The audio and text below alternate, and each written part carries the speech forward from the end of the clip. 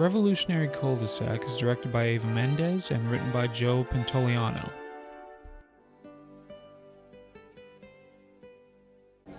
Everything will come right. The opening scene thematically ensconces the entire movie. The gypsy. So what do you do? I'm studying to be an actress. You? I'm a longshoreman. No, I mean really. I mean really too.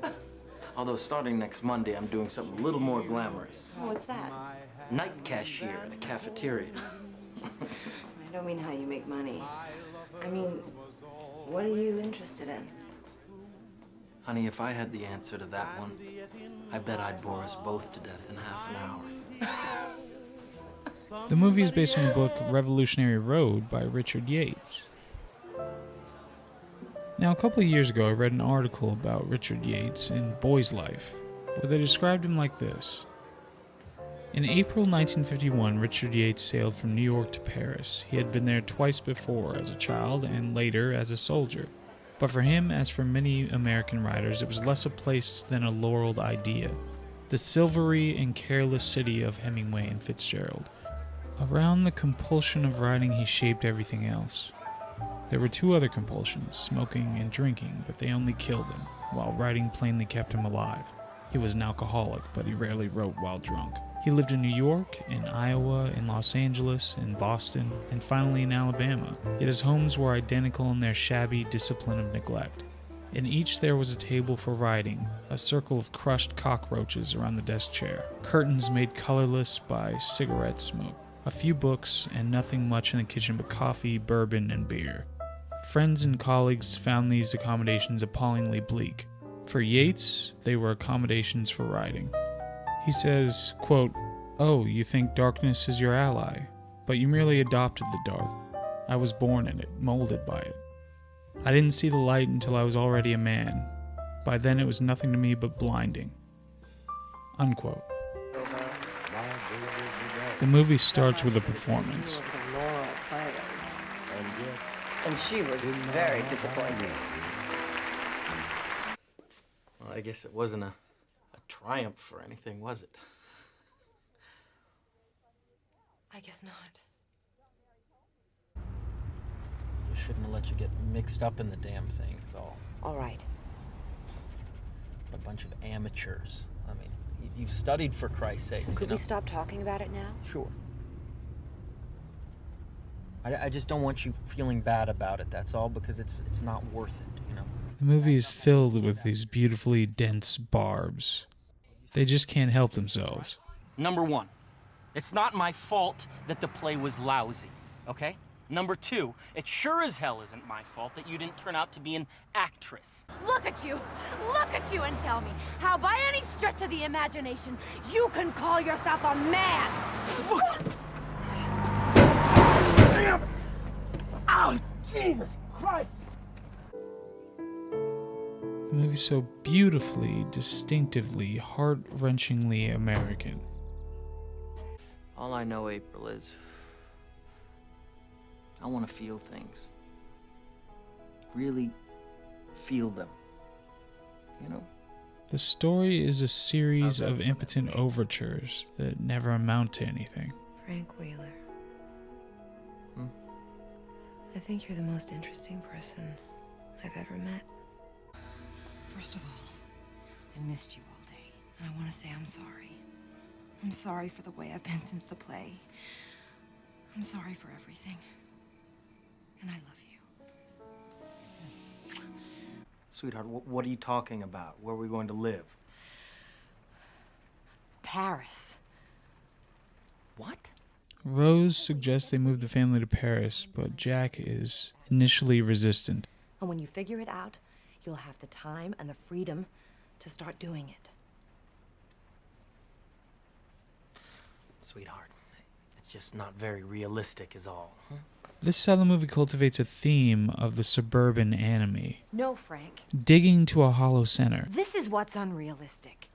I'll have time. And God knows that's appealing. It's very appealing. And everything you're saying makes sense if I had a definite talent, if I were a writer or an artist. Listen to me. It's what you are that's being stifled. It's what you are that's being denied and denied. Worth the price of admission alone are the scenes with Michael Shannon, which I won't completely spoil. By the time they finish that stretch of road, they'll have to start all over again, right? And you must be John. Hey, hello, John. Nice to meet you. Heard a lot about you. Where are your darling children? They're at a birthday party. Sorry they couldn't be here. Don't worry. If I had a certified lunatic coming around my house, I'd probably get the kids out of the way, too. Look at all this food. Nothing interesting about it at all. What do you do it for, then? Maybe Frank doesn't like being questioned like Oh, okay. I know. It's none of my business. And besides, I know the answer. You want to play house, you got to have a job.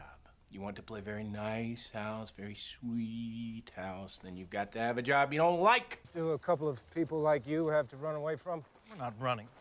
So what's in Paris? Different way of life. Maybe we are running.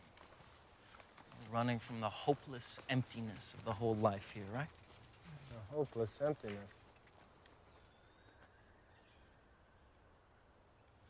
Now you've said it.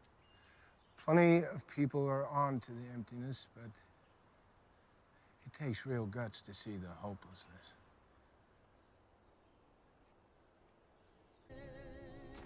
So maybe I should take you for a drink or something. And every time you think they're getting somewhere, You know, celebrate.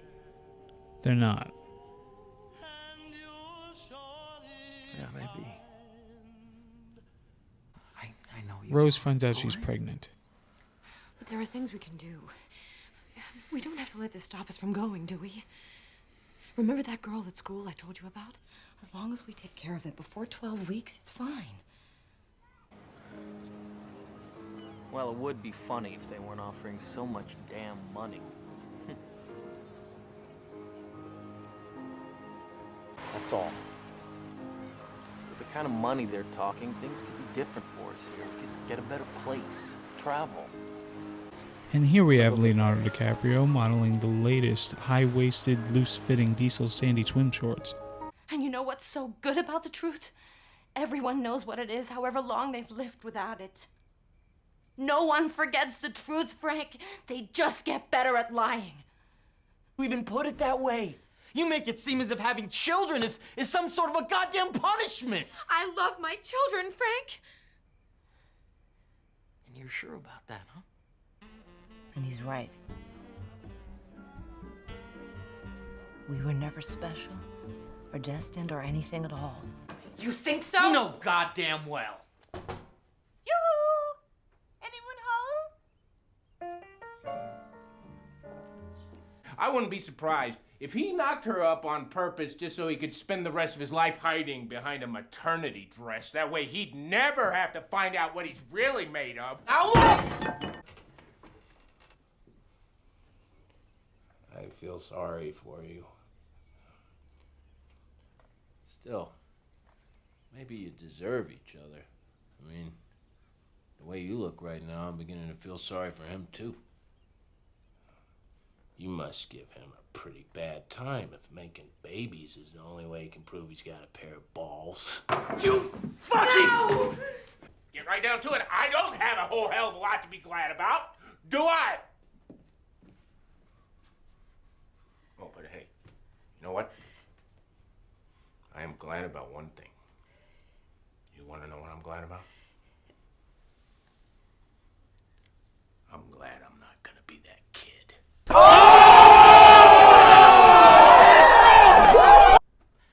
Don't tell me. Let me guess. I made a disgusting spectacle of myself, right? Right. And everything that man said is true, right? Is that what you're gonna say? Apparently I don't have to. 'Cause the man is insane! He's fucking insane! Do you know what the definition of insanity is? April. But I don't. I hate you. Fuck you, April! Fuck you and all your hateful... goddamn... What are you gonna do now? Are you gonna hit me? Would you like scrambled eggs or fried?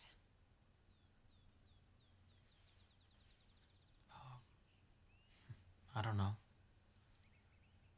Doesn't really matter. Scrambled, I guess, if it's easy. Fine. I'll have scrambled too. She's acting normal. That's terrifying.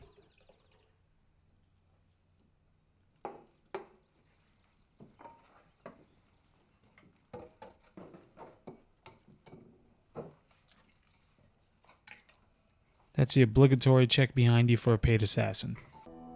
So she's gonna do the abortion while he's at work.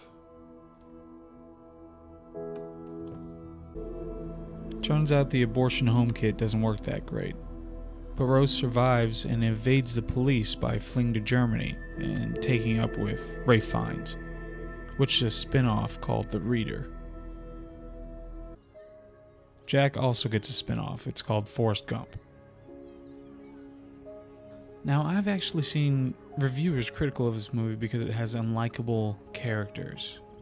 That doesn't make any sense. The movie is specifically about the existential suburban dread. That's the point. Now, if it's Finding Nemo, and you're like, oh, Nemo's a little asshole, I don't care if they find him. Okay, then you've got a point there. But here, that's the center of the movie. The themes and the ideas and everything go back to that. And if anybody, I swear to God, if anybody tries to tell me that American Beauty is a better movie than this, I'm gonna take a live cow and shove it straight up your 0 to 5.